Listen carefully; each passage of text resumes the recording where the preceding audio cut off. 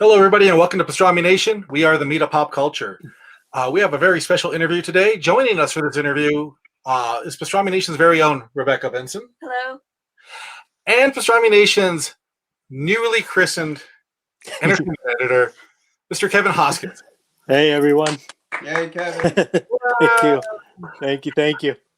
And joining us today, we have an amazing writer. He has done quite a bit of work in the comic book world, and he just released a new book, Graveyard Wars. We'd like to welcome AJ Lieberman. Thank you very much for having me, guys. Yeah, of course. Thank you for joining us. We're so excited to talk to you, sir. Thank you. Thank you for having me and inviting me and reading the book. Oh, absolutely. Now, first, for those who may not be familiar with your work, can you tell us a little bit about your history in both comic books, screenplays, and stuff like that? Absolutely. So, in comics, I started. I started maybe the opposite way most people start. I started at DC, as opposed to working my way up. I started at DC. They had read a screenplay I wrote for Warner Brothers. That was then sent to, I think, Dan DiDio, who was running at that point DC. Worked with Bob Schreck, which was great, who was running the Bat group. And so they had me come on and do a run on Harley Quinn, which, looking back on it, was horrendous. I did not do a great job, but it was my first gig, and that just led to other runs, Gotham Knights, a couple of crossovers, War Games, all those kind of things at DC. But while I was at DC, I learned about what we all creators love to know about, is create our own books. And so I basically said, I'm going to give myself another 6-month run at DC, but I started working on my first creator-owned book for Image, which was Cowboy Ninja Viking. And that led to a couple of other books I think I did 3 or 4 for those guys. All the while, I did a book called Term Life, which I then wrote the screenplay for. It got turned into a movie. Starring Haley Steinfeld and Vince Vaughn, that I think only people in Saudi Arabia saw. I did not go right, did not do well, but it was a great experience, and I got to adapt my own book. So that's really cool. Yeah, that was great, and little by little, I did some more. That got me. I did a great run for Scholastic. Children's book that I wrote for my 2 daughters, called The Silver Six for Scholastic. And, each book kind of led to the next book. But I had started writing out in Hollywood first. So the screenplays led me to comics. Very cool. And so what kind of helped shape your inspiration for Graveyard Wars? Was it your journey from DC up until now? No, well, the specific kind of germ was my father. This is going to sound weird. So my father, who passed away when I was a young boy, was a dentist, and when I was 4, my brother was 8. Okay, that's when my father passed away. Cut to 20 years later. My brother grew up to be a dentist. And it was that kind of connection, that's like nature over here. And it just, the book has nothing to do with dentists for anybody that's watching. Okay. Nothing. It's not, that would not be a good book. But that was the kind of initial idea of that connection. Okay. And then because I don't even know if I can spell science, but my grades were not that great. So, but I was intrigued about the connection and the idea of being able to use a skill of somebody that had passed away, and if that connection existed, and if it did exist, because I really like to, if there's a commonality between anything that I write, it's really, I try to ground everything in the real world. Yeah. So it's this kind of fantastical idea, but very grounded in a very real, that's a car, that's a person, all the same laws apply, Mhm. other than the fact that you can grab any skill that you have access to of a dead person. Right. And that's basically where it came from, Okay. and so from that germ, what would it be like if you could have access to all those things? Right, and that's what I found so fascinating and very enjoyable was, well, who are they going to take on? Who are they? I'm sorry. Who are they? Who are going to take on like that skill? Like who will they Oh, utilize? right. Yeah. Exactly. And anybody that they have in their, through the element of what's called the safe soil, which is in the book, and that's the access, that's the key to allowing you to grab what's called the soul skill. So you can grab, whether it's a sniper, a doctor, a lawyer. If you're running away from the bad guy and you see a motorcycle, you can jump on that motorcycle. And as long as you have a person in your cemetery that knows how to ride a motorcycle, you can get on and ride a motorcycle as if you had been riding a motorcycle your entire life. So it's intriguing to me, just from you have a scene set with 2 characters, you're really there with 4 or an unlimited amount, Right. depending on what they have access to. And that begs the question of, that led me to, well, if one person has access to a Krav Maga expert, but the other guy only has can only get to a high school wrestler, you are now at a disadvantage. And that became the wars. Where do you? It's almost like an arms race of dead people. Good way to put it. Yeah. And I'm glad that you spoke about connections too, because even our 2 main characters of Carter and Ethan have a really close connection, being siblings. And Right. Like Twins. siblings separated, during that time when he was confined, and we see the cool twists that pop up, which of course, I'm going to ask. We know a part 2's coming. Do we know? Do we know when a part 2's coming? We don't know. Okay. This was a long. It's about over 200 pages. Yeah. So it's a goodbye. It's a long story, but yes, I mean the connection between Ethan and Carter, just the fact that in that initial, everything's based around a near-death experience. You have to have, a near-death experience to then have your breach open to allow you access. And not everybody that has a near-death experience, maintains that open breach to allow them to then access the other side. So the whole conceit of the story is that these twins, a boy and a girl, when they are just weeks old, one has a near-death experience because they're in a chase. The death of their mother leads to one of them having a near-death experience, but the other one not. And then through the story, I'm not really spoiling anything, but because the father who survived promises to keep the kids safe, he just allows the son who had the near-death experience think he's crazy for being able to kind of not ever explaining in any way why this kid can, in 3rd grade access this, a genius math, and he can solve all these math problems, not knowing why or how, and they kind of come and go because he doesn't understand the rules, and the father doesn't really fill him in, thinking he's keeping him safe. His daughter, the sister, doesn't have that ability and is really just looking at her brother, trying to save him any way she can, thinking he's going crazy until something happens to the sister. Right. But you guys read all that. I was going to say, That's not giving everything away, Rebecca, right? Nope, you're good.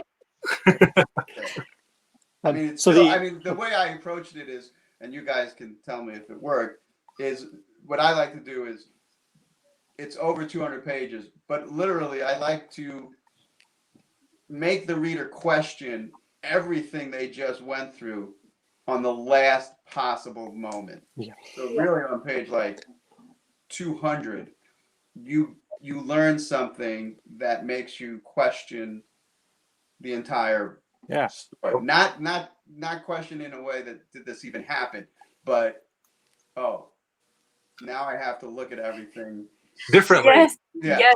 Mhm. you know, like 90 degrees differently. Mhm. Right.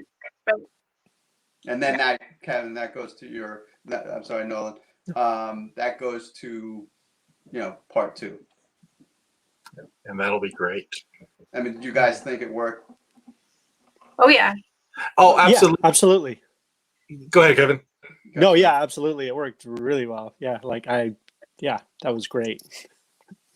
Yeah, and there was so many, especially like you said, right around page 200, you get these twists that start happening. And, I won't give spoilers, but you do start questioning, like, wait a second now, and start Right. thinking. And then if you start examining the panels, you're like, oh, well. Have to Right. go back a little bit Uh-huh, even. Yeah. Well, but I mean, to me, that's the mark of a really good story because it makes you go back and think, like, wait, hold on, like, Did I just read that right? yeah. Yeah. Let me go back and see what happened. And you did an excellent job at that. One of my favorite parts, and I know I've talked with both Rebecca and Kevin about it, is seeing the visualization of possessing that skill. Mhm. It's amazing the way it was pulled off with by the artist. Like it just looked, Right. Andrew Quad. Yep. And it looked amazing. Every time it just kind of blew you away, and you'd see the boxer or the thief or the the samurai. Like Mhm. Right. It was I wouldn't say it took a long time. It because I knew what I wanted in my mind. Mhm. It was just how we were going to visualize that on a 2-dimensional page. And the hard part was, which I guess which is why the book is kind of so cinematic in a way. But on a 2-dimensional page, how you showing it, just a doctor, and you understand now the guy is saving his son, and you see the ghosted image of an ER doctor, But the hard part became really when you're in a fight and you're grabbing, karate, jujitsu, Krav Maga, whatever, in rapid succession. How are we going to express the speed in which these people are able to toggle through what's called a soul skill? Mhm. Yeah, and so it was, Andrew did a great job. Darren Rawlings, who I've worked with for a long time, is another great artist. So the trial and error was just like, do we just see, is the ghosted image separate but above? Is it just like kind of from the chest up? What that's really, the coloring of it. And so that's what we played with the most. that's awesome.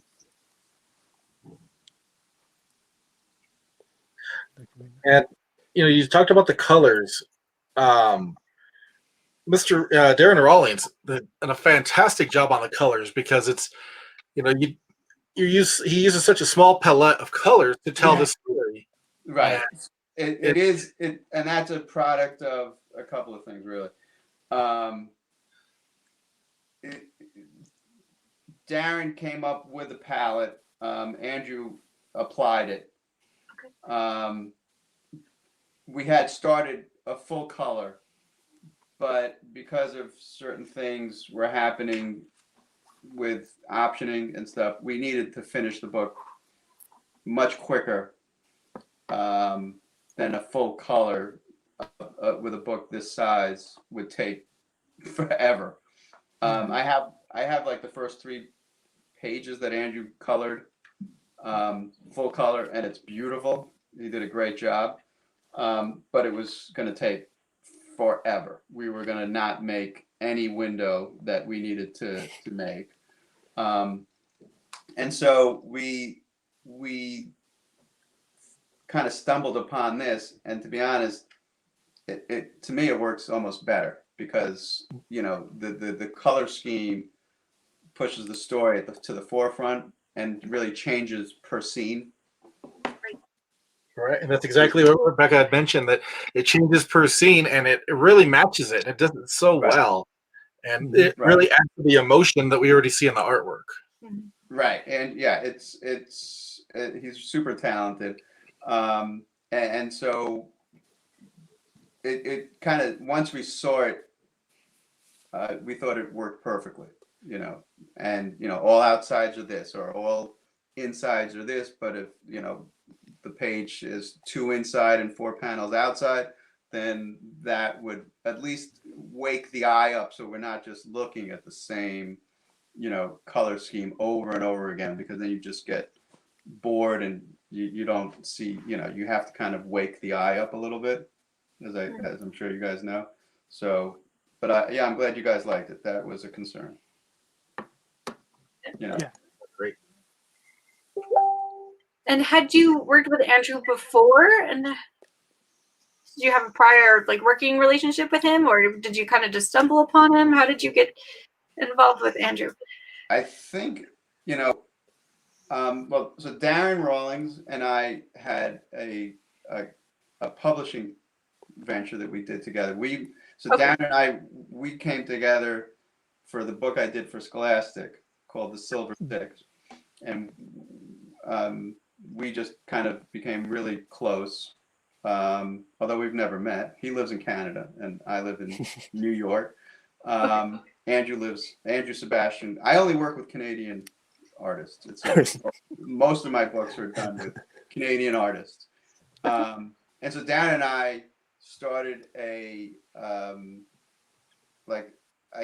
we tried our best to do a publishing company, thinking, the hardest part would be creating the book, which turns out it's not. It's getting the distribution for the book is the hard thing. And so we met, and Andrew actually submitted a book to us for that entity. And when I'd come up with this, I offered the job to Andrew. So that's how we met. So I had never worked with him, but I knew from the thing that he submitted to us that he knew what he was doing. It wasn't just a couple of pages. I've seen a lot of, the good thing about DC was I was able to do a lot of portfolio reviews and, see a lot of work and kind of get an eye on, what it takes. Like, that's great. You can do these 4 pages, 5 pages, but now can you do it again? And now can you do it again? And also, can you do it, we have X amount of weeks to hit this amount of pages. So I knew he was super professional and he was really talented. Yeah. Very cool. So so this book, it's being released by ABLAZE, right? Correct. How did you get connected with them? I know they're a fairly new publisher. Yeah. So how did that all work out? How did how did you start working for them? Well, I know Rich because from his days, he was working at Dynamite. Okay. And so when Rich left, he kind of came back around, told me about that venture, and Nice. we agreed on this as something because I was looking for, I had just stopped working on a screenplay that I had sold, and I thought, what, I want to start on the ground up with a new book, with a new company. I can do everything myself. There's going to be, Rich understands that I know what I'm doing and I understand he knows what he's doing. And, the entity, the company that Darren Rawlings and I tried, which was called Doppelganger, I knew from that experience what I did not know. And I was like, okay, so at that part of the business, I just can't tackle, but I know Rich is really good at it. Yeah, very cool. Right, and ABLAZE has been putting out some, really good books in the small amount of time that they have been in existence. So when I saw the first, press release come out about your book, I was, pretty jazzed about it, because every book I picked up from them has been pretty high quality. So Yeah, I mean, Gung Ho. I think that's it might be a reprint, right? That's it's a translation. Yeah, I'm sorry. it's a translation from I want to say a French comic. So they're Yep. they're way ahead over there in France, but we're just getting the English versions now, and Ooh, that artwork is wow. it's amazing. Yeah.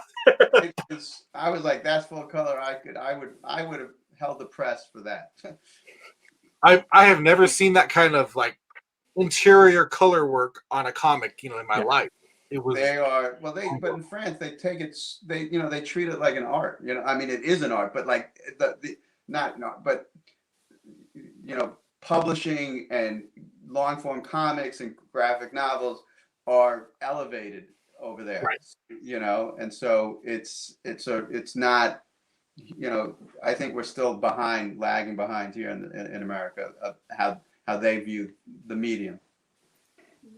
Right. And I know exactly what you mean, because you can see all the attention and time that goes into that, because I can't even imagine how long it would take to produce, a 22 page single issue of that, let alone that collection. They just dropped their hardcover collection, and it's mind. But it's not even, the thing that impresses me is that the subject matter is so varied, and it's a ton of nonfiction stuff that you're like, do we need a graphic novel of this event? But I guess we do. Right. No, I think you landed at a very good home for it. I think it's in really good hands with ABLAZE, and I know the book just came out, correct? It just came out on bookshelves. Yeah, I mean, we were hoping for October because of Halloween, but we printed in China, and it's so expensive to get books back over by boat, because it's so expensive to fly. The same thing happened with the very first Cowboy Ninja Viking. We were like, okay, we're doing all our press, and no, it's not ready. And it sat in like the Diamond warehouse for a cycle. So it was a little late, but now it's coming out. But it got out to like LA prior to pre-publication, so it at least I got the word of mouth about Chad and stuff, a little before the book came out. Right. Yeah. So let's can we talk about that a little bit? The adaptation of Sure. Graveyard Wars. That's super exciting. Is it going to be like a movie or a TV series, or what are you guys trying to do with it? Right. So Chad Stahelski, who is the director of the John Wick movies and the stunt choreographer, extraordinaire for all the Matrixes and all the Wachowski movies. The sisters now, their movies, and so we kind of crossed paths because Chad was the first, supposedly he was attached to direct Cowboy Ninja Viking, right? I remember way back when, and so that's where our paths crossed. And so when this came up, Chad was in New York. We had a meeting. We were talking about what was I working on, and Graveyard was just about to go to press. So that's how we connected, and we are now I just sent him the outline for the adaptation of what will be a feature. Nice. Yeah, because I mean as you guys know, having read it, and we kind of talked about the kind of the cinematic, what it could be. To fill the screen of not just two people, but the end. I always put it this way. It's kind of like the way I explained it to Chad was it's the physical manifestation of the scene in the Matrix when Neo says, "I know kung fu," right? But and then you see him fight. But now it would be that, but now you have to see that's all the people that he's just downloaded. In this version, you would actually see the people. That is super cool. I'm super excited for that. I love Stileski. Chad, I think he's great. Yeah, can't wait to check it out. I think it's like a story and style. It's a perfect, for what he is brilliant at.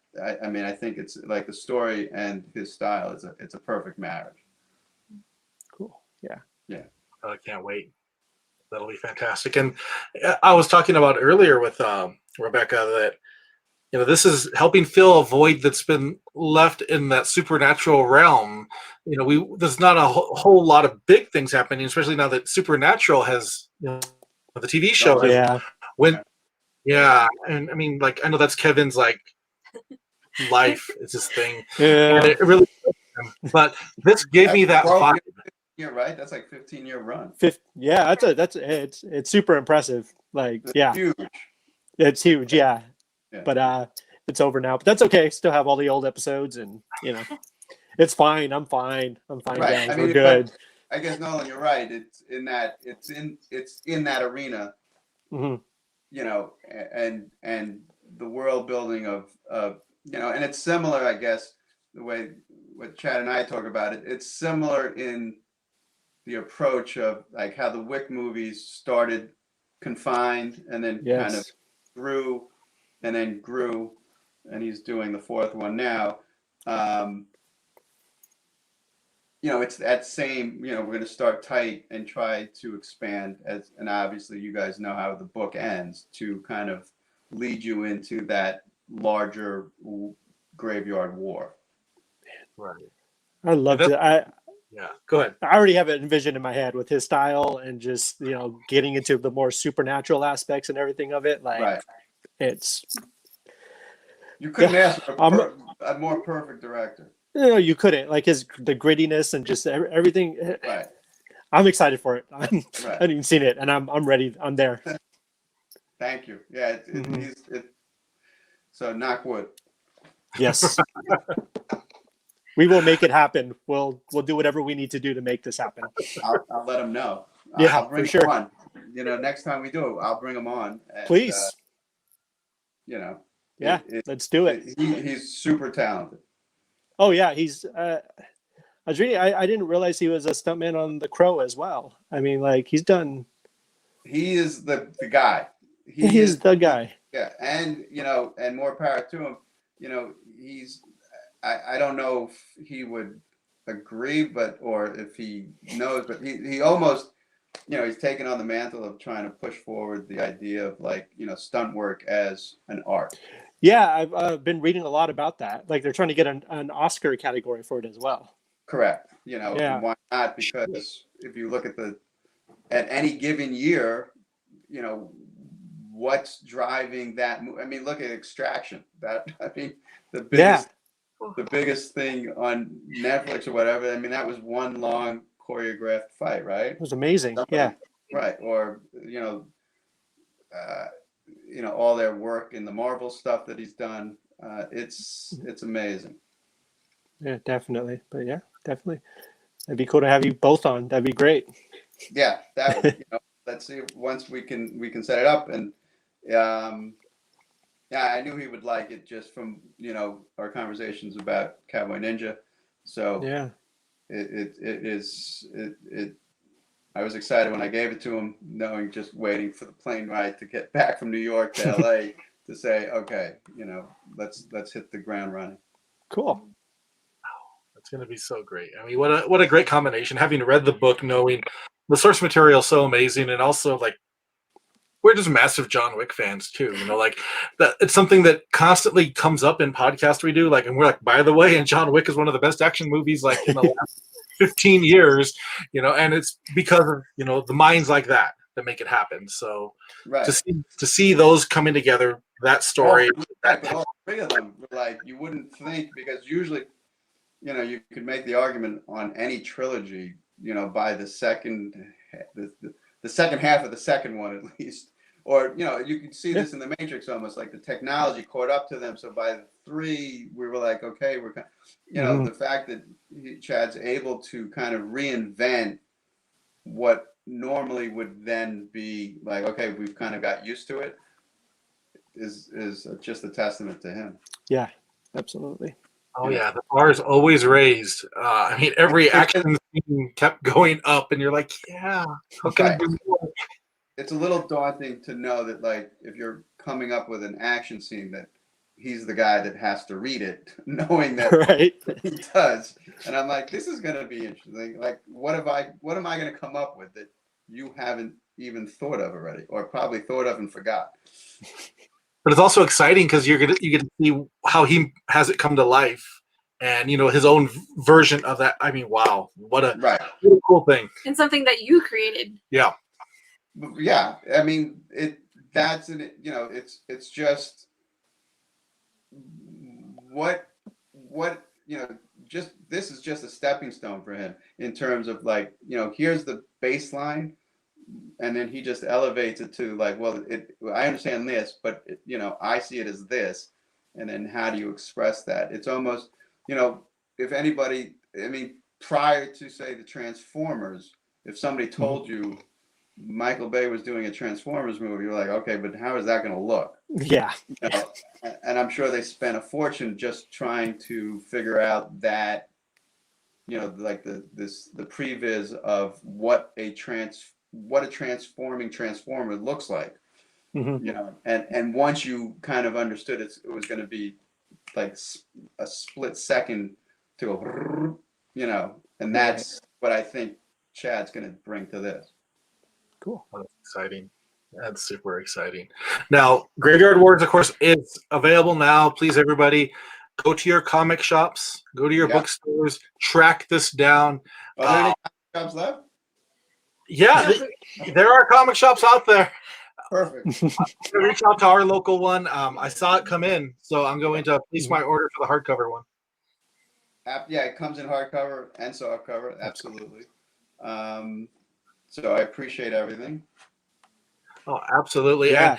And if anybody would like to, follow anything you have going on, do you have a social media that they could visit? Absolutely not. All right. If you do have any more news, we'll make sure. If you have any questions for me, send them to Rebecca. There we go. Yeah. I like that. You'll get my email address from Nolan, and then that's how we'll do it. Perfect. Okay. There we go. Before we leave, are there any other cool projects you're working on that you can touch on? I know sometimes things are really under wraps, but no, I mean, there's nothing under wraps. Right now, I'm just concentrating. Well, right now in Hollywood, because it's, we're 3 weeks. Anytime you kind of even come into the area code of a holiday, they stop working. So nothing. I'm sure they're all shut down. Plus COVID, so they probably they probably stopped working as of last week. But right now we're just concentrating. I'm just concentrating on the adaptation of, like, how to take 200 pages that's that set up a whole world, and how to kind of make a linear, cool story for the adaptation. Oh, that's fantastic. Cool. We definitely look forward to more news as it comes up, more news of when another book's ready to come out, more news on the adaptation. I'll definitely tell you guys. Well, Mr. Lieberman, we really appreciate your time today, chatting with us. Thank you. Kevin, congratulations on the promotion. Thank you so much. Congratulations on the book and the movie and everything else. Thanks very much for reading it. I appreciate all the support. All right. Well, signing off. Make sure everybody visit pastramination.com. We have news, reviews, and more. Just pastramination.com. And signing off, this is Nolan Smith. Thank you so much, everybody, and have a good night. Be good.